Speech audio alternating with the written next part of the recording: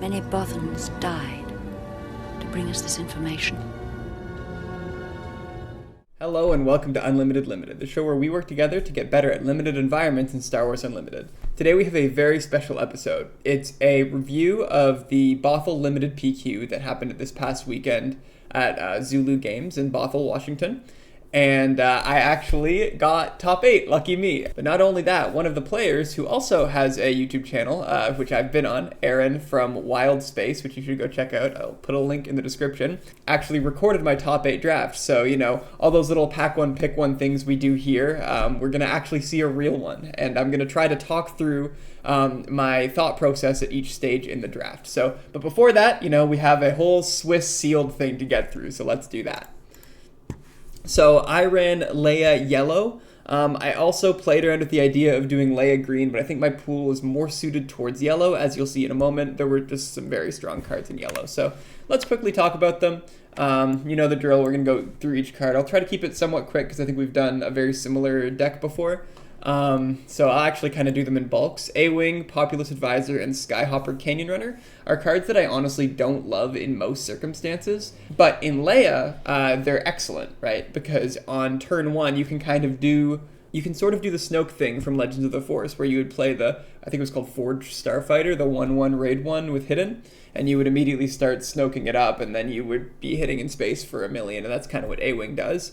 And then the other two are also, you know, they're just Gungi and Leia, really. You know, Gungi, but you're giving your opponent the initiative. But that's still good, right? Because you have to kind of take 2 actions to do that. But yeah, these are all excellent in Leia, and they're not amazing elsewhere, but they're fine. All right. Then Bravo Squadron Fighter is a card that I didn't play very often. But, you know, it's solid. It can sometimes get in for a little bit of chip damage. Saboteur is nice.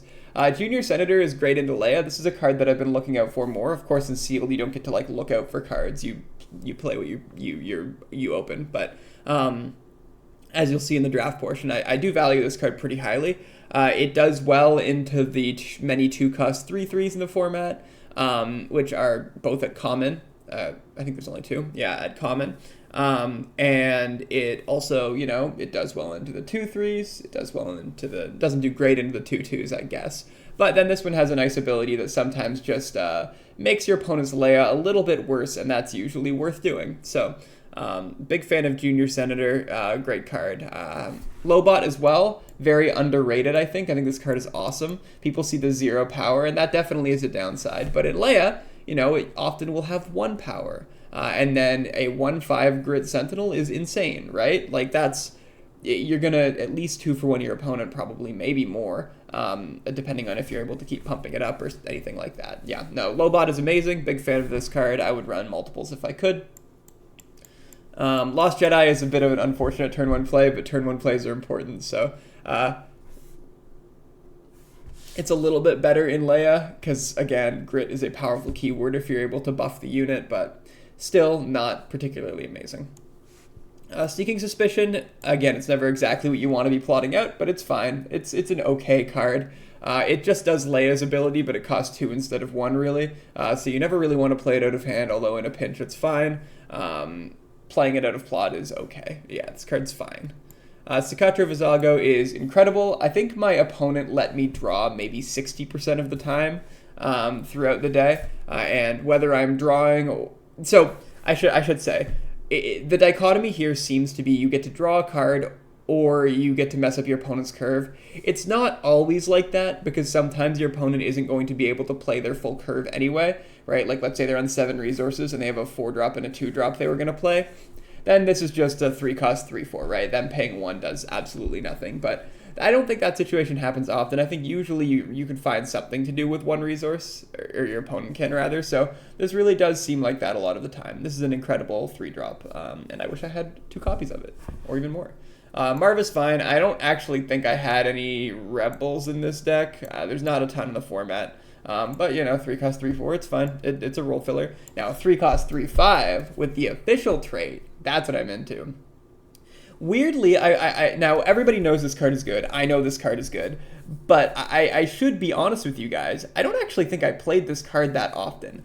I usually had something else to do on turn 2, whether that was play another 2-drop and then buff something, or, I guess that was what I usually was doing. I think I resource this card like pretty regularly, which felt very weird because we all know this card is good. Maybe I was making a mistake, I'm not sure, but honestly, obviously still take this card if you're in the draft phase. It's incredible, absolutely. But yeah, definitely I feel like I needed to mention that I didn't play this card as much as I was expecting to.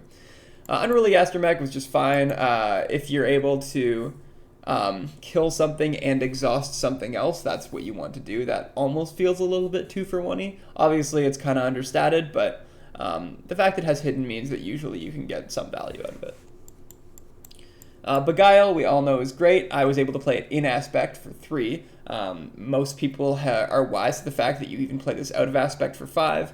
Just incredible. Not only is it good on its own, but in like a vacuum, Waylay is a good card. But it's good into the best leader in the format, Leia, right? It sort of punishes your opponent for putting a ton of experience counters on something. There's also a card, I think it's called Emergency Powers. It's blue villainy, where you put a bunch of experience counters on one thing. That card is really good, and Beguile just completely hoses it. You can get like an absolute tempo swing if your opponent taps out for 6 or 7 or something like that, and buffs up one of their units, and then you just Beguile it for 3 or even 5. You're going to feel pretty incredible. So, big fan of that. Obviously, also, the look at the opponent's hand is good too. I don't think I had any synergy for that in my deck, but just having information is nice. Knowledge and Defense is a card that I think more people are warming up to. Obviously, it's not great, but, sometimes in a format where the removal's not great, this card is fine. It replaces itself, it sometimes finishes something off or makes it smaller so that it can be traded into easier, or any number of things. It's just fine. 2 is definitely enough to change a lot of math. Let's Call It War is a card that I think I played once on the day. I'm not as convinced about playing this out of Aspect as I am Beguile. I do think the card is good and maybe worth considering out of Aspect in a lot of cases, but especially with Leia, you're often giving up the initiative to put experience counters on things. So this is often going to be 5 resources deal 3 damage to something, and that's it. And in that case, it's probably just not worth it. You really want to be able to get both. So in hindsight, maybe I wouldn't be running this just because, again, in Leia, it does lose a bit of its value if you're playing. Obviously, if you're playing red, you still put it in 100%. But yeah, I don't know. I think the card is still fine. So it gives you reach into space if you need it. This deck didn't really need space reach, which is nice, but yeah, it's okay. Ando Commission is a card that I'm warming up to a bit. I initially wasn't very high on it because it trades down really easily. Like for example, Junior Senator. Either of the 2 cost 3/3s, right? There's a lot of 3 attack units for 2. And if you have one of those and your opponent plays Ando Commission on their 4 resource turn, and you're able to just go, okay, trade my 2-drop into it, and then you get to play a real 4-drop, like, you're going to feel pretty good. So I wasn't very high on this card originally, but I've been coming around to it. Sometimes, it depends on what you're trying to do, but sometimes slowing your opponent down for 1 or 2 attacks, it's good. And, 4 is not nothing. It will probably kill something. Now, that thing might be a 2-drop, and that is, of course, unfortunate. But, you can often sequence this in a way where you play this after they've attacked with their 2-drop or something like that. Like, there's usually things you can do with Ando Commission. I'm not saying it's amazing by any means, but it's fine, and it's out of area, and it's no aspects. You can play it in any deck, so that's cool. Bardon and Ornithopter, we all know, is okay. It's a little bit understated, but sometimes it gets you a card, and when it does, you feel okay about that. Nothing much to say. Heroic Arc 170 is also a card that I'm warming up to. I was never as down on this card as I was with Ando Commission, because it's, even though it's the same stat line, this one's in space, it's a little bit easier to pretend that the stat line, or the low HP doesn't matter as much when you're in space. But this one-plate ability is incredibly relevant. Like I said up here with Knowledge and Defense, the 2 is, where is it? Here. The 2 is very good. And this 2 leaves behind a 4/3, which I think you would usually prefer to drawing a card. Yeah, no, very, very solid card. I'd probably be running multiples. And there's obviously sometimes there's no damage unit, and then it's just tough. I actually had an opponent play one on me once, and they said, and I'll do the 2 over there. And I was like, wait a second.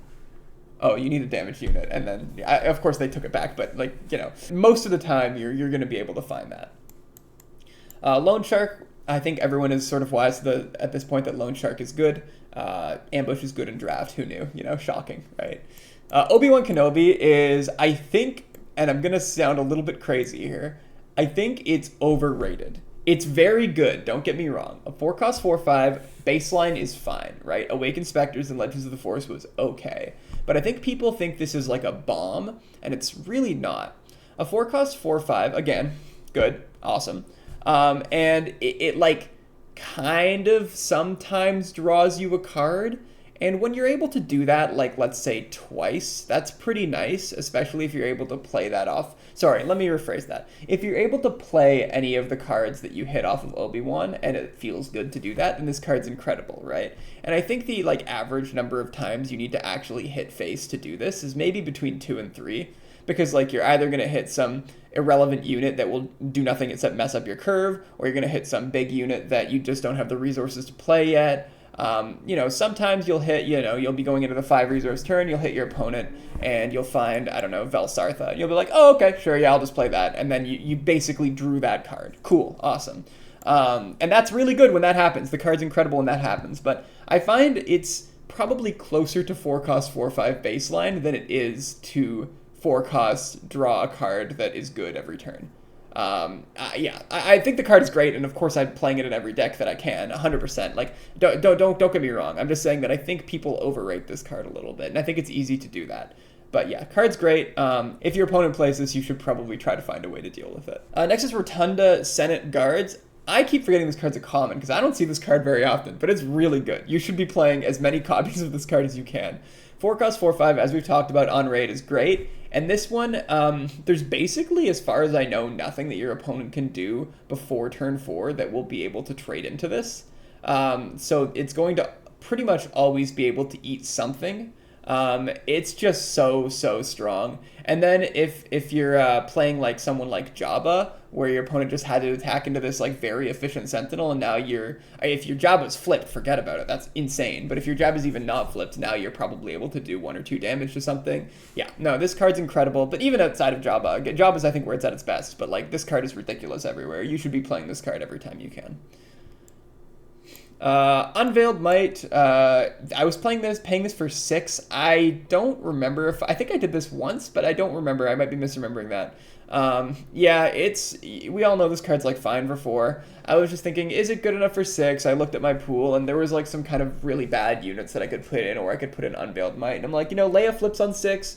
So, sometimes sometimes that's what you do anyway. If you're even doing this for 4, you flip Leia on 6, you attach Unveiled Might, and you don't have a 2-drop. That, like, sucks, but that's something you do sometimes. So I was thinking, okay, well, it's just going to be that, I guess. Yeah, I don't know. I think I played it once, but I was doing a little bit of experimenting. Notably, also, with this and the other off-aspect card is playing Let's Call It War, really good for Leia's Disclosability, because if you have this in your hand, you can always just do it, because none of the other units are going to share an aspect of that. Coronet is incredible. My second game was against my third game was against Yularen Red, and my opponent absolutely would have won that game, but I think I restored like 9 in one game off of Coronet, maybe more. The card is of course great. Yeah, I think I've seen some people have been playing it out of aspect. I'm not sure about that, but for 5, 100%, this is a muster move in an arena where sometimes that's hard. There's not a ton of amazing space units that can easily deal with this, right? Yeah, so Coronet's great. It hoses aggro decks just so efficiently, and aggro decks are good in the format. Duchess's Instigators. This was fine. I got this off like a couple of times. Discard at random is really good. It's like less good than if you pick, but better than if your opponent picks. It's somewhere in the middle there, but yeah, you can often just hit something really nice out of your opponent's hand, and then perfect. Card's fine. Nothing really to say. Actually, there is one more thing I want to mention about this card, is usually your opponent isn't going to keep, like, bad cards in their hand. Like, usually they're going to resource those, so the things they keep in their hand are usually things they want to play. So this, in a way, kind of feels like removal a lot of the time, because obviously there's a situation, you play this, you hit, like, a 1-drop, and you're like, okay, I don't really care. But, like, usually your opponent's resourcing those 1-drops, so you play this and you hit, like, a 5-drop, and you're like, oh, okay, nice, awesome, I just removed that 5-drop and I get a 4/4. Perfect. Next is Emissaries from Ryloth. This is just fine. I mean, 5 cost 4/6 is okay. The when played ability doesn't come up a ton, but so, when it does, it does. Someone played it against me, actually, and it came up, and it was cool. But, yeah, it's okay. Now, Belsartha, on the other hand, this card is ridiculous. My second game was against a Jabba green deck, and the deck was really good, like very good, and the player was great too. So I was really worried, especially because before the game he was talking about how he kind of got all of the Jabba pieces, and I'm like, oh no. I think because my hot take for this format is that yes, Leia is the best, but like a very good Jabba deck is better than a very good Leia deck. That's my hot take for the format. So I was a little bit nervous there because at the time I didn't think this was a very good Leia deck. I thought this was a good Leia deck, and but anyway. This card's great. Your opponent will play Sentinels down. They come in exhausted. You just run a couple of things into them, and they take no damage back, basically, or maybe like a tiny bit of damage back. Yeah, this is insane. It attacks as a 6/6 for 5. That's Poe stats. That's ridiculous. And then it in a way it attacks better than Poe because you can this effect is just great, and it works on all of your units too. Velsartha definitely is something I've been underrating, I think, because I knew it was good, but I put it in my deck being like, yeah, all right, this is like fine, mid to top curve, sure, whatever. And then I played it and I was like, oh, actually, this card is ridiculous. Retaliation is a card that I don't like, but I reluctantly put one of in basically every deck I can, just because it's kind of like an insurance against particularly Leia and Jabba. Jabba having 8 HP and sometimes more if they like put, let's say, Unveiled Might on it or something like that, is a really big problem because the ability of Jabba is so strong. It's a really strong ability on the flip side. You need to get that offline as fast as possible.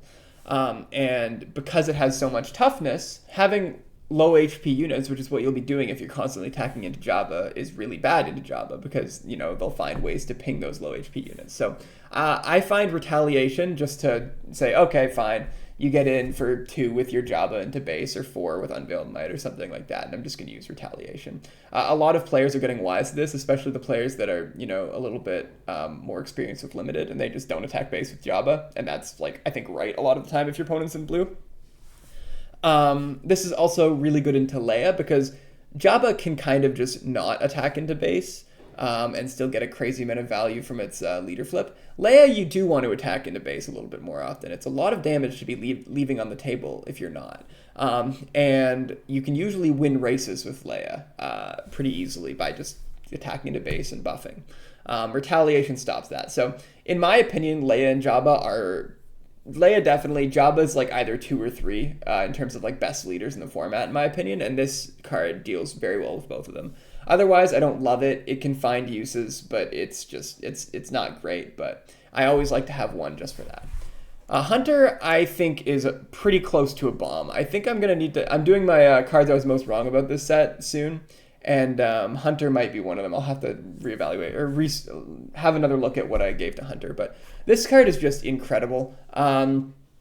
It also synergizes really well with Velsartha. It basically just says, okay, Hunter's never taking any damage on attack. The 6 cost 7/6, great stats. Saboteur, great keyword because there's a lot of very strong Sentinels in this format that Hunter can just either ignore or kill and stay alive with his on attack and his pretty respectable health. Yeah, Hunter's just an incredible unit, and then if you start buffing it with Leia, forget about it. I honestly don't even know what else to say about Hunter. It's just insane. Same with Jade Squadron Patrol. This card is like very strong. I think people know that at this point. But if you are losing in space and you play this, you're now winning in space. And if you're winning in space and you play this, you're now like winning the game probably. It's just there's no clean way to deal with this card really. It's just ridiculous. You should be playing this if you can, and it's just a common. So anytime you're in blue heroism, I suggest this. And then lastly, I'm going to move my camera so you can see this one. We have the Umbaran Mobile Cannon, which is the 6 cost 7/3 that the first time it takes damage every turn, it's prevented. So one thing I started to think about with this card is it's kind of just like a shield token. You just like get a shield token every turn on it, which is really nice. It's not exactly that because it doesn't have that interaction with Saboteur or any other token stuff. But yeah, I think I was underrating this card a little bit. This card's great. It basically guarantees a 2-for-1, and the 3 HP looks like a downside, but it is for sure. But it's like really also kind of not, because you can basically, I say you can get a 2-for-1, but that's not quite true. You can kind of get a 3-for-1. because your opponent attacks something into Umbaran Mobile Cannon, you use Umbaran Mobile Cannon to attack base for 7, and then they attack something else into it. So you've killed 2 of their units and hit base for 7. Like, this is a really, really strong card. I think it's being underrated, and it was being underrated by me as well, just to be clear. And then again, if you're able to put experience counters on it, and you'll always have a window to do that, right? They're never going to be able to first action kill Umbaran Mobile Cannon. So if they run something into it, and you have Leia, and they only left back a 3 attack unit, that's a problem for them, right? Because now you can buff it. It's a 8/4, and now they can't even kill it this turn, so it's going to get its shield token, quote-unquote, back next turn. Yeah, this card's great. Great finisher. All right, so how did I do with this deck? Make your predictions now. Well, I mean, you know I top 8'd, but whoa. Here's how I did. My first game was against a Yularen Blue player. The player was very strong, full disclosure. They are someone on my team, which is very unfortunate to get friendly fired. 5 members of my team went to this PQ, and in round 1 I was paired up with one of them, and then 2 of the other ones were paired up against each other. So it was a very unlucky round 1 for friendly fire. I did end up winning 2-0. Yularen is a very strong leader. I think blue is its weakest pairing, but again, with sealed, you just build what you have to. My next opponent was Jabba Green. I also 2-0'd that. That was the one I was talking about where he did have a very strong deck and was also a strong player. Velsartha and Hunter just did absolute numbers into him. Because he had all these great Sentinels and you would play them, but then I would just be able to remove them basically for free and keep my unit, and that's just a kind of value that you just can't come back from. Round 3 was Yularen Red. This was my closest match of the day. Again, player was very good. We got deck checked at the start of this round, and we were both terrified, and neither of us should have been because it was fine. And I don't even think I had sideboarded at that point today. Speaking of, actually, you may have saw, I didn't include a sideboard here, and that's because I don't think I sideboarded once. The cards I had here were basically just the cards I was supposed to be running in Leia Yellow, so no need.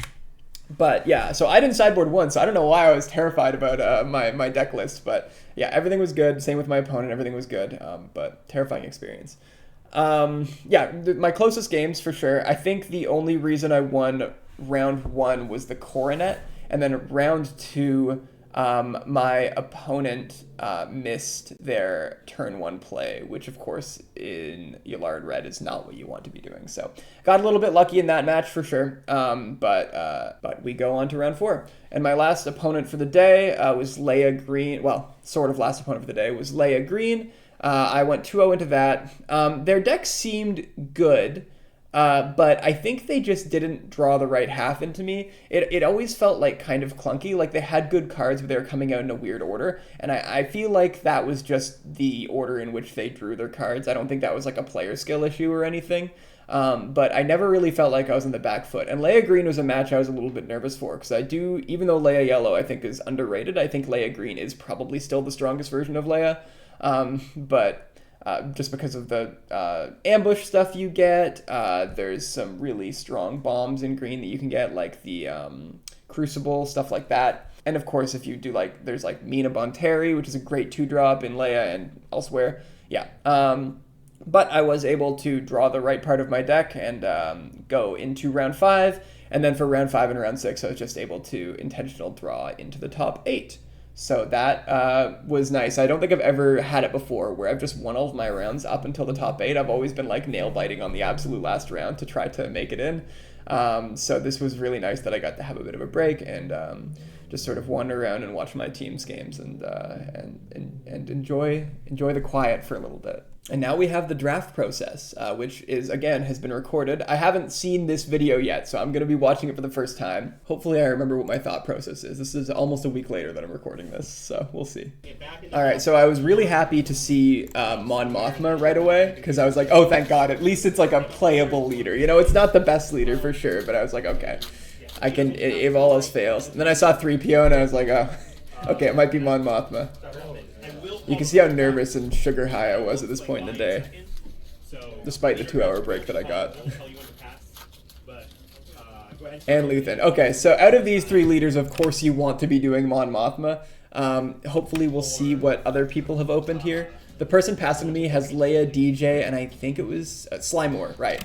So I kind of assumed, I was like, okay, this person's going to be taking Leia, so I'm going to at least get Sly Moore. So I should take Mon Mothma here, because I'm going to be getting... So I also have 3 heroism leaders here, right? And there's only 1 villainy leader here, so in principle, this person could absolutely screw me over by taking Sly Moore, and then leaving me with, of course, I would take Leia, and then I would have probably 3 heroism leaders. I don't remember who was over here. I think the angle. Yes, they had Deidre... Is that Mon Mothma? Yes, they had 2 copies of Deidre and a Mon Mothma, so in principle, I could have been stuck on heroism. If they took Deidre, pass me Mon Mothma, but I figured it was very likely that I would get one of each here. And I'm passing this person, so they have, what was that? That was Yularen, Deidre, and 3PO, so I'm going to be passing them a good hero leader so they can pretty comfortably take probably Yularen here, although Deidre is also, of course, a great pick. But yeah, I'm pretty set on Mon Mothma at this point. I think 3PO is not good, and Luthen is better than people think, but still not great. 1, pass. Yeah. Now look at the leader. I'm going to give y'all... And luckily, I did get the Sly Moore, so I figured that was going to happen, that they were going to take Leia, but it's nice to... I was very relieved here. 3, 2, 1, pass. And so I've got the Sly Moore, and yeah, so Deidre, Sly Moore, Mon Mothma. That's actually a very respectable leader pool. I don't think there's any, like, really high-tier leaders. Like, I do think Deidre and Mon Mothma are a little bit below, and Sly Moore is a leader that I think people are higher on than me. I think it's a good leader, but I would have rathered a Yularen, Jabba, Leia. I was also particularly nervous about going into heroism because there was a Leia right beside me and a Leia 2 seats down from me. Yeah, the person in the blue there had Deidre, C-3PO, and Leia. So the fact there were 2 really close to me made me, because I figured they were, of course, going into that, because 2 Leias is actually not that many at a table. But the fact they were both kind of close to me made me a little bit nervous to play heroism. But then I saw the person next to me there, their best leaders were villainy, and then a lot of players as well, other than the 2 Leia players, had villainy leaders. So it was kind of actually 50-50 heroism villainy here.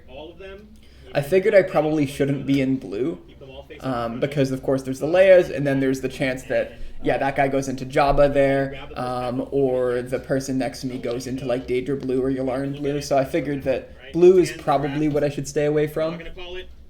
But of course, you do whatever the packs want you to do. Reasonable pace of drafting. Cool. Does everyone have a pack?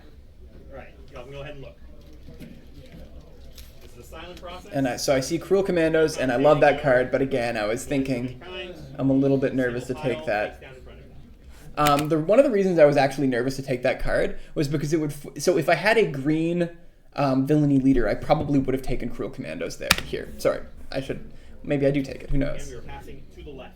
But that would force me to be in one of the 2 blue villainy leaders and also green, and that was just kind of a big risk at that point that I didn't want to take. Dismantle the Conspiracy is something that I've been told to look out for, that it's actually better than I'm expecting. But it's, again, would force Mon Mothma, and I was a little bit nervous there. And then in terms of forcing Mon Mothma, which, spoilers, is what I kind of end up doing in pack 1 here, or in pick 1 here, I figured that it's better to force it with like a 2-drop, a good efficient 2-drop. And I was like counting heroes and villainy around the table here, so I stand by my pick here, which is Junior Senators, as you'll see in a moment. But definitely I wouldn't fault somebody for taking Cruel Commandos, but it's just... The real problem is you have to be in green villainy. And I wasn't expecting to be in blue, but there's the absolute chance that I'm in like red-yellow. Absolutely villainy. Or just not a villainy deck at all, right? So yeah, I ended up picking Junior Senators, which I don't love, but I went into this with the philosophy of staying super open. Yeah, so I actually, you'll see I pivot a couple of times. So, but I do currently have my eye on Mon Mothma. Obviously, Cantwell Arrestor Cruiser is great, but again, I would need to be in villain blue, and I don't have a villain blue leader, and I already suspect that blue is probably not going to be super open, so I'm just eyeing the second Junior Senator, and I'm like, you know what? Yeah, I'll take efficient 2-drops. I love playing those in draft. especially ones that are good into Leia, like Junior Senator. I do briefly consider Theed Security as well, but honestly, other than the Cantwell Arrestor Cruiser, this pack is kind of weak anyway. I think that I'll tell you when I think I made my first mistake, because of course I know I'm not perfect, but I think this is so far okay. I don't think it was necessarily wrong to take Cruel Commando. I think that that was also an acceptable pick, but yeah, I think Junior Senator is also fine. I also really like the Crab Droid. I was seriously considering that here, because I actually do have... So Deidre is, of course, a great deck for that. And what put me over the edge of taking Junior Senator here was that I'd already taken one. That was truly it. I think that those are very equivalently good cards. Also the fact that the 4-3 does trade down sometimes. Now, let's call it War. That's one I'm in on. A-Wing is one that I would be watching if I was in Leia. Starskiff is something that I'm seriously considering. Warriors is something I'm seriously considering. So if I take Warriors, so I believe I take Warriors, and the reason for that is because, do I take Warriors? Oh, I might take Velsartha too. No, I think I take Warriors. I've noticed that people like to draft splashier cards in pack 1 and then scramble for their 2-drops in pack 3. So I tend to take a lot of 2-drops in pack 1 when people are less competing for it. So I took the 3/3, the 2-cost 3/3 there, because that can be played in Mon Mothma Red, and it still leaves me open to Deidre. I see another Let's Call It War here, and I'm like, man, that's pretty crazy. Red seems kind of open. So I take the Let's Call It War, I believe. Also, that again, it keeps me open. I can still be playing Deidre here pretty easily. I have 2 red cards that are both really good. Or I could be playing Mon Mothma Red. All 4 of my cards go into Mon Mothma Red. And then I see the Hired Slicer. And the fact that has gone as late as it has is pretty crazy, because I think Hired Slicer is a very strong card. I also see the Hunter, which, as I mentioned in the sealed portion. And keep in mind, this was hours after Hunter won me multiple games. I evaluated as a bomb, pretty close to a bomb at this point. So the fact it's gone this late tells me that Yellow Hero is open. So while I think that... It pretty much means, okay, you're doing Mon Mothma Yellow. At this point in the pack, I've seen enough. I think that Mon Mothma Yellow does seem like it could reasonably be open. I also get rushed here by the judge, which is completely fair, just to be clear. I was taking a little bit of time on this pick, but it's because I wasn't sure if I drop a card. It's because I wasn't sure if I was going to do Hired Slicer and stay open for like maybe a Deidre Yellow build, or if I was going to take the better card of Hunter and lock myself into... Because Hired Slicer could also be fine in Mon Yellow, right? So that's the more open pick, but I kind of just locked myself into that. I said, okay, you know what? Hunter going this late means that I'm going to try to do Mon Mothma Yellow unless it seems really unopen. And then I see this pack and I go, oh, there's nothing here that I want. Truly, absolutely nothing here that I would be playing in Mon Yellow, or honestly, basically any other deck. I mean, the Hut Cartel thing is fine. Do I hate draft this? No, I don't. I don't think I do. I think I stay open here. But I'm trying to draft a little bit quicker now, as you can see, because I did get rushed. Which, again, no shade. I should have been rushed there. I was taking too much time. I thought about hate drafting, and then I was like, you know what? I should stay open, even though I really don't want to right now. And again, I see another pack that has not a ton for me. Theed Security is a fine 2-drop in Mon Yellow, so I take that. It's not, like, exciting, but it's okay.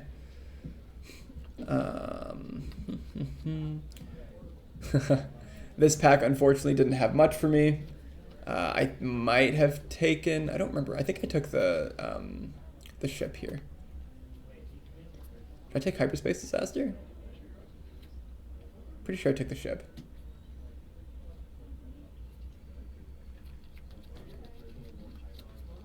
Yeah, I took the ship. Again, even though I'm like kind of like not open anymore, I'm going into Mon Yellow. Like, I see a lot of decent red going around, so I still snipe that up in packs where I can't take anything else.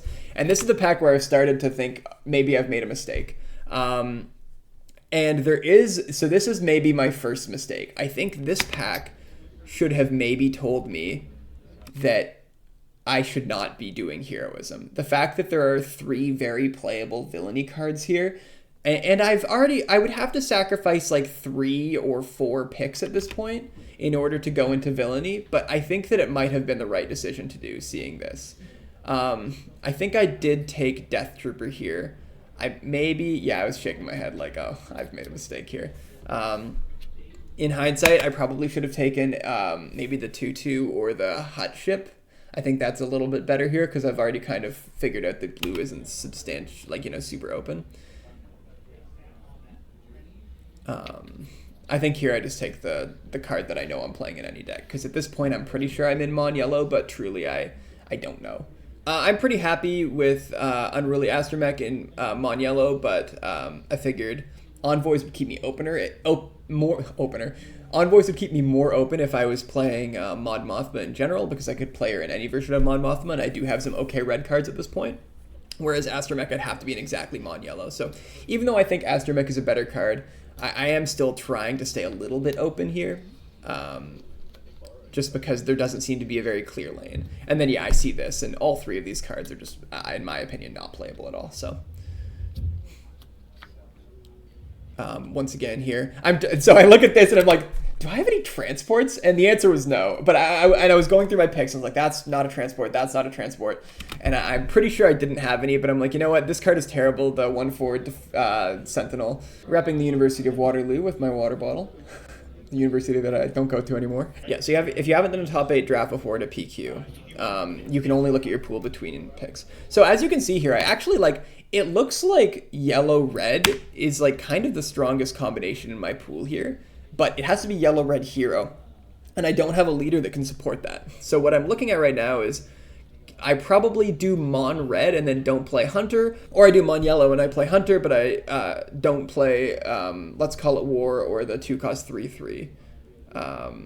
So I really don't like where I'm sitting right now. I have maybe 5 or 6 playable cards in pack. I do think it was a weaker pack, especially on the back half of it. Pack 2 is really what sets me up here, as you'll see in the lane that I end up in. You can start passing. Remember, to the right now.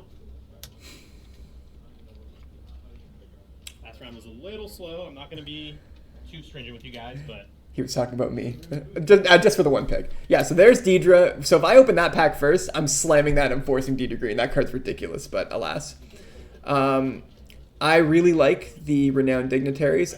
Since I'm on Mon at this point, I think that it is a very strong pick, and it is guaranteed to be in that deck. But then I see Bale, and I'm like, Bale's a 2-drop. Bale's a good 2-drop. So I'm kind of torn between those two. And I'm trying to remember back to my 2-drops, and I think that I want the Bale. I'm trying to remember if that's what I take or not. I think it is. Although I think both of those picks are very solid. I was considering Crosshair as well, but I figured I really need to start solidifying my colors, and I think that Hunter is good enough that it might be worth sacrificing the couple of red picks that I've taken. I think that pick was correct, by the way. I didn't notice he already passed to me. Druzelian Commandos, I'm very happy with. I'm like, okay, wait, it's coming together. Things are happening. This is good. But I think one of these packs is double good for me. Yeah, so Crucible, of course, is crazy, and Beguile. Yeah. So this pack was crazy good for me. Crucible, Commandos, and Beguile. I'm trying to think of what's most likely to wheel, if anything. And I think the answer is probably Druzelian Commandos, just because of its double aspect, but I will say that I don't think any of these wheel. Beguile doesn't for sure, because people just play that out of aspect. That probably doesn't go 2 more picks. Crucible, as soon as somebody's in green, they're taking that. Druzelian Commandos, they have to be in green-white, so I guess Commandos is shielded a bit by Crucible, because I think most people would take Crucible first if they're in green, but I figure that it's unlikely that any of these wheel. I do make the very sad pick here of taking Beguile, even though I really want a lot of those cards. But, pack 1 there were no good cards in these packs for me, and pack 2, there's too many. So I see Chuchi, and I'm like, yeah, okay, if I'm doing Mon Mothma, Chuchi goes in immediately. I also like Grassroots. Another copy of Beguile, though. Yeah, so these packs ended up being, too good for me, where it was, a problem, where it was why couldn't this Beguile have been in, or Chuchi been in a pack last in pack 1, right? So I'm sort of kicking myself, okay, well, I mean, I took Beguile. That doesn't necessarily mean I'm in Mon Yellow, but, it's really nice if I double Beguile for 3 resources. That's hard to pass up, so I'm really considering it here. I remember I was thinking about my 3-drop slot, and I think I don't have very many good 3-drops at this point, so I'm like, Chuchi's a good one, but I figure I'll hopefully get more. I forget what this card did. Yeah, that's a very shrug shoulders. Yeah, so I just kind of instant slam that. That's top end. Don't need to even look at anything else. And then I realized that I should look at other things to see what signals I'm sending. I think this pack was quite weak for me. Yeah, 2 A-Wings would be great in Leia. So that actually told me something. That told me that the person to my left, who I'm very sure is playing Leia, is not in Leia yellow. So that means yellow's open at least one seat beside me. So that actually kind of gave me a little bit of like okay, I'm probably in the right lane here with Mon yellow. Now I really like the 6/6 ship. But when I saw the 6/6 ship as well, I was like, wait, is he just not in Leia at all? Because like I feel like you would take that, but of course I don't know what was in the pack. Maybe there's something better, but that was sending me a non-Leia signal here. Yeah, I'm just really high on Lone Shark. I think it's great. I think that was the right pick as well. I'm really high on those Sentinels. So this is a legendary, and I always have to read it because no one ever plays it. It's a 7-cost, 7/7 hidden, and it on attack readies resources. It's just not. Yeah, you want to be taking the Sentinel there.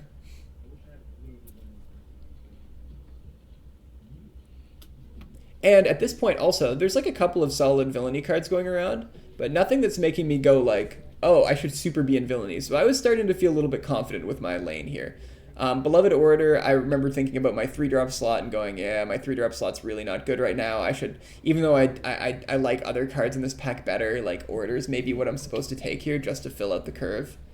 And I think that's right. Although I was really tanking about it. You can see my leg moving. Pack 2 is saving me, but I really need Pack 3 to come through because Pack 1 was rough. So seeing Creditor's Claim there made me second guess myself again. Like, oh god, should I actually be in Villain? Like, I think that card's great, but I kind of already assessed that Blue Villain probably isn't going to be super open. I genuinely don't know why that went that late. I think people are undervaluing it. But I like Grassroots Resistance. I think it's good. I've tried to play Creditor's Claim out of Aspect, and I don't think that's good enough, but I do like the card. Yeah. I was just like, yep, there it is. Yeah, and then I see this pack, and I'm like, come on. So there's a really good yellow villain ship. There's a couple of good yellow villain cards here. So it's kind of getting to the point again where I'm like, uh-oh, at this table, it looks like villainy might be more open than heroism, and maybe I'm actually in the wrong lane here. And I think that's correct. I think that, oh yeah, at this wheel, then I turned and looked at the camera, and I'm like, you seeing this shit? But yeah, no, so I did wheel the commandos. I was right that that was going to happen. Well, sorry, let me rephrase that. I did not think that was going to happen, but I did think it was the most likely to wheel, and I guess that paid off.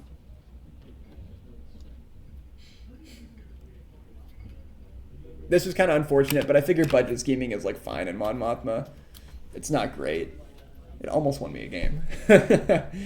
Yeah, unfortunate pack. I think that none of these are really good at all. I think I do actually end up playing Bogged Down to Procedure, which was unfortunate, but you can always resource cards.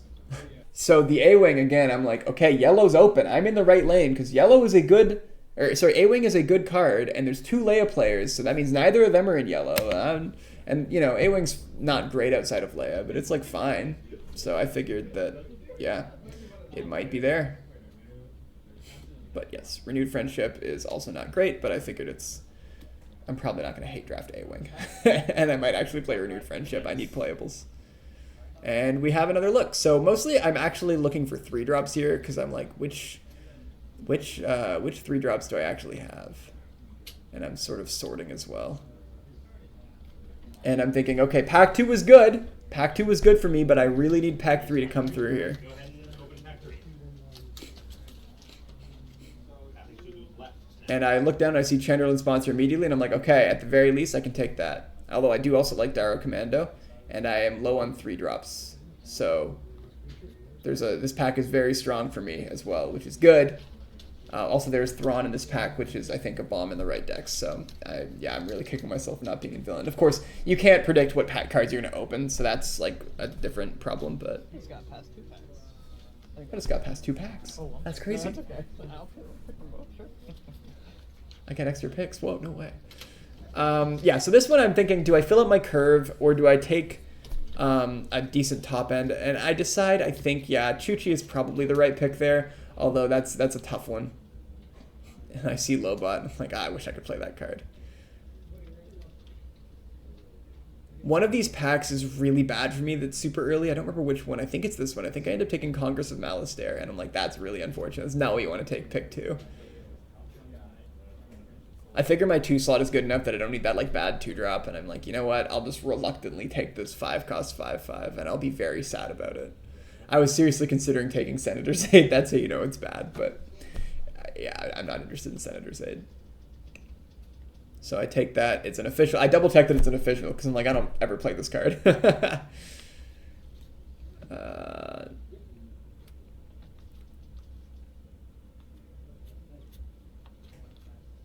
I think I end up taking... So I think this is another mistake here. I'll tell you why in a second. So I'm a little bit nervous about my curve, and I'm a little bit nervous of dealing with Leia. And Mon coming down a turn early with Unveiled Might can deal with Leia not super efficiently, but like more efficiently than otherwise. And I think that that's a very important part of my game plan. However, I'll wait until I actually make the pick because I'm pretty sure, yeah. So I think this is a mistake. And the reason is, you may have noticed whenever looking at my pool, I had no on-color space units. I should have taken the 4/3 for sure.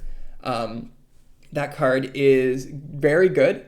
And it fills a role that I desperately needed. I understand my thought process for Unveiled Might, but I think it slipped my mind at this point just how sparse on space units I was. So I do actually think this was like kind of just an objective mistake. I shouldn't have taken this card, even though I understand where I was coming from. I think that this space unit was much more correct in this circumstance.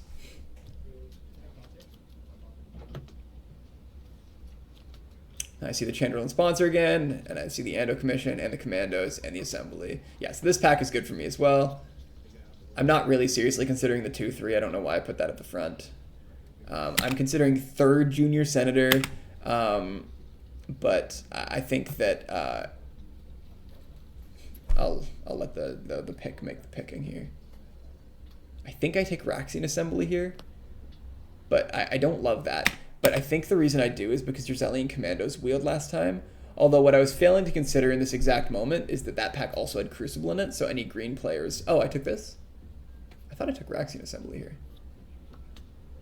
Alright. I mean, Chandrillon Sponsor is a good card.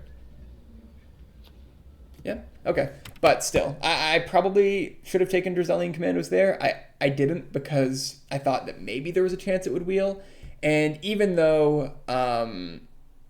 it's probably a bit of a better card. I figured that even though it's unlikely to wheel, the like chance of it wheeling, like the expected value there of deck quality is probably higher. I don't think this one does wheel, unfortunately, but that was my thinking in the time.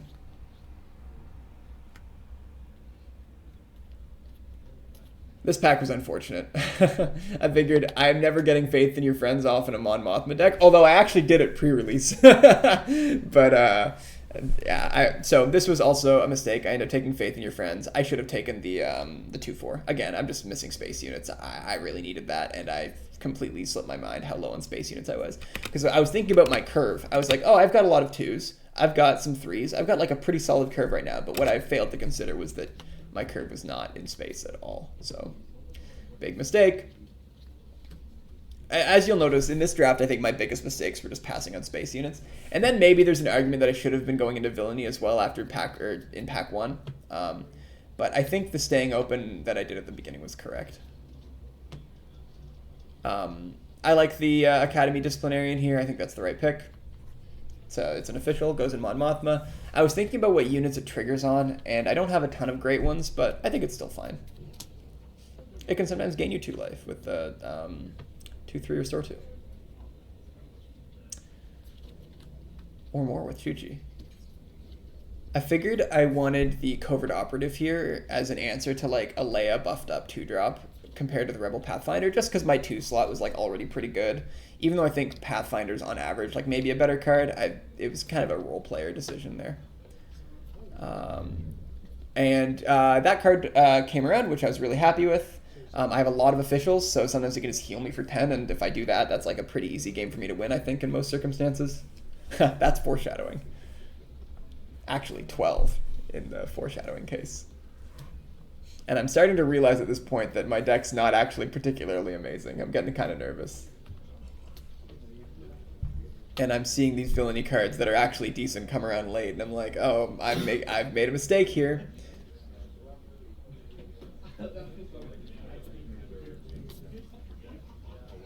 I think I do end up taking a hate draft out of this pack, yeah. I just didn't want to deal with the 4-6. I didn't really have an answer to deal with that. I think my 3 slot is fine enough that taking a finisher here is okay, so I think I took the Interim Coalition. I also don't think Taladurith is actually particularly good. I mean, a 3-cost 3/3 pretty handily dies to a lot of 2-drops. And the Raxian Assembly Wield, super happy with that. Don't even really think about that pick. And then a very unfortunate thing here. Neither of those are officials. I think I was checking the upgrade to see if they were official upgrades, but alas. Also, I think Mon Mothma might say units. I don't remember. And I'm waiting for my push to be something crazy, and of course, it is not. I go and I deck build, and this is what I come up with. All right, so now that we've seen the draft, I'm sure you could have completely predicted everything in the deck, but here it is. Let's have a look at it. So we'll go through it quick because you guys just watched me draft all of these. So I was pretty happy with my 2 slot, 2 Senators, Theed Security, Bail Organa, and the sponsors are nice, and then budget scheming is not great, but fine. Faith in Your Friends is not great. My 3 slot was okay, too. I mean, I was actually, 2 Beguiles, Senator Chuchi, Crate Veteran is solid, Disciplinary is solid. I don't love Beloved Order, but it's, like, fine. Bogdan Procedure I also don't love, but it's better than people think, I think. You know, if you're able to get the Disclosed thing off. If you're not, it's not good. It's also, just to be clear, not generally a turn 2 play. It's something that you do later. My 4 slot was a little bit weak, for sure. Loan Shark was probably my best 4-resource play. Maybe Grassroots Resistance, depending on what my opponent did. Unveiled Might doesn't count. Renewed Friendship doesn't count. Covert Operative could potentially be good into the right deck, for sure, especially a Leia deck where they've just used their leader to pump something a bunch, then it could conceivably good. My 5 slot was not amazing, but it was fine. Really, my best 5-drop was Dracelian Commandos, which you, of course, want to plot out ideally. Both Congress of Malastare and Assassin Probe are really unfortunate in this deck. There is a world where Congress of Malastare does something if you get there on the equipment, but my 1 copy of Unveiled Might does not do that. Raxian Assembly is the best card that I want to play out of hand on 5 resources, for sure. But of course, if I can, I'm going to be doing Dracelian Commandos. Alderaanian Envoys is not great. My ideal turn 6 play, of course. My 6 slot is actually okay between Hunter, the Naboo Security Force, and Renowned Dignitaries. Envoys and Interim Coalition are kind of rough includes, but it is what it is. And then Shadowcrawler's fine. Or Shadowcrawler's very good, of course, but, you know, turn 7 resources. So let's have a zoom out and see if I'll move my face here so you can see the whole list. Let's see, can you identify anything weird about this deck? I've kind of already mentioned in the draft, there are 0 space units. 0. No space units. And that's a real problem. Now, ignoring that, this is actually an okay deck. The curve's fine. Removal's okay with 2 copies of Beguile and Grassroots Resistance. There's some really solid top end with Hunter, Shadowcrawler, Renowned Dignitaries can help get me back in the game. Naboo Security Force is solid. My flip turn is potentially going to be very strong with Dracelian Commandos, or if I have to, Unveiled Might. Yeah, this is like actually an okay deck. Unfortunately, my first opponent was on Bail Organa Red, which is a wacky deck, and I respect it greatly. When I saw that was sitting across from me, I thought, oh, okay, this will be fine. And it's open deck list, so I saw what they had. They were going pretty heavy on the upgrade stuff. They had 2 copies of Sudden Ferocity and an Unveiled Might, I believe. And if they don't put it on Bail, you know, that's crazy good Beguile value for me. And then also Grassroots Resistance kills Bail right away if they do put the Sudden Ferocity on him, which they usually wouldn't do because I can usually react in some way on the ground to that and get a decent 2-for-1. So I was actually pretty optimistic into the game. However, their list had quite a decent amount of space, and good space too. They had the Nubian Starskiff, I think it's called, and they had a couple other, you know, pretty aggressive space units. And then the Starskiff, of course, heals them so they can kind of outrace me if I also don't get Restore, which unfortunately in neither of the games did I get that. So I once again made top 8 and then lost in round 1, but I lost to Bale Red, which was not expected. But hey, props to the person for pulling that off. That was really cool. I think this deck, it's hard for me to come to this deck's defense because I want to say it underperformed. I think this deck is fine, but I didn't draw the Beguiles at all when I needed to in game 2. There was a point where if I get Renowned Dignitary in a couple of draws, I would be able to stabilize and take the game. Nothing really quite went right for me in these games. The only thing that kind of went right for me, I had to mulligan both times. I did have a 2 each time, but yeah, it didn't go amazing for me, unfortunately. But that's okay. I think it did underperform a bit, but of course, this is a bit of a lesson. Be a little bit more careful about your arena distributions. Looking back on the draft process now that I just did going through the video with you, I didn't see a ton of opportunity for me to be taking space units. Of course, in Pack 1, there were a few decent ones. There was a Starskiff in Pack 1. There was the 4/5 Sentinel would have been nice. But at that point, right, you're not looking to necessarily balance out your arenas. You're just looking for the strongest cards and what lane you ought to be in. I think in the later packs, I really only missed like 1 or 2 space units. So I think this deck was kind of destined to be low on space. Now, it wasn't destined to have 0 space units, right? That was a bit, that's my fault.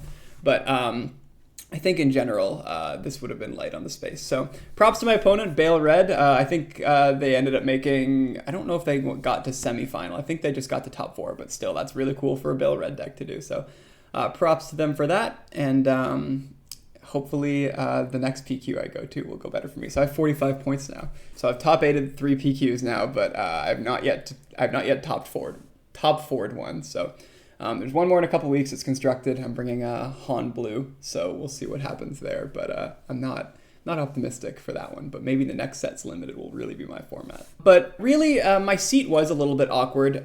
Hindsight, of course, is 2020. I think that there is an argument that I could have and maybe should have pivoted. I think I saw Hunter. If I didn't see Hunter in that pack, I maybe would have pivoted. I think that was sort of the thing that was keeping me in Mon Mothma instead of going for a Daedra or a Slime War deck. Of course, I pack 1, pick 1, and pack 1, pick 2 Junior Senator, so that would have also been something I would have had to give up, but I think I would have been kind of okay to give those up, but the Hunter really was unfortunate. But in hindsight, of course, it did seem like Villainy was a little bit more open, so perhaps I should have been in a red Villainy deck of some variety. That would have maybe worked out well for me. I will, obviously, whenever you start talking about this and changing what you would have drafted, it changes sort of the table dynamics, so there's no way to know for sure. But I think there was only the one 2-cost 3/3 that we ended up seeing, so I would have missed out on those, and those are pretty important for any of the Villainy packages that I would have had access to. But all in all, I think the draft was generally fine. It was just a little bit awkward, and I wish I was a little bit more vigilant of my space units as we went into second half of Pack 2. There were a couple of misses that I really would have liked to have had. But that's magic, baby, as they say, and that's the deck. Okay, so a couple of last closing remarks. I've had a lot of fun with Limited in this format. I think it's been really fun. I like Disclose as a mechanic in Limited. I think it's great. I think that obviously Leia is the best leader, but I think that there is a solid distribution of really good leaders. I had a ton of fun in Legends of the Force, but Talzin, Kenobi, Snoke, those were kind of your options, right? Whereas I think it's a little bit wider in Secrets of Power, which is awesome. I am very excited to I think I'm going to do one more video I'm going to do one more Secrets of Power video, which is going to be things I got most wrong, which is always a really fun video to do. And then I think I'm going to just get into my set review for Lawless Time, which I haven't been super closely keeping up with spoilers, but I've been kind of vaguely looking at them here and there. So I'm looking forward to diving right into them, and some of these look really, really cool. I think it's going to be a very interesting Limited format. I'll save my thoughts for the video. All right, well, thank you so much for watching. Once again, well played to everyone at that PQ. All of my opponents were very strong, so very, very well played to everybody. And I hope I see some of you at future PQs as well in the Pacific Northwest, I guess. I don't know. Sure. Thank you so much for watching, and as always, may the Force be with you. So what I told you was true, from a certain point of view. A certain point of view?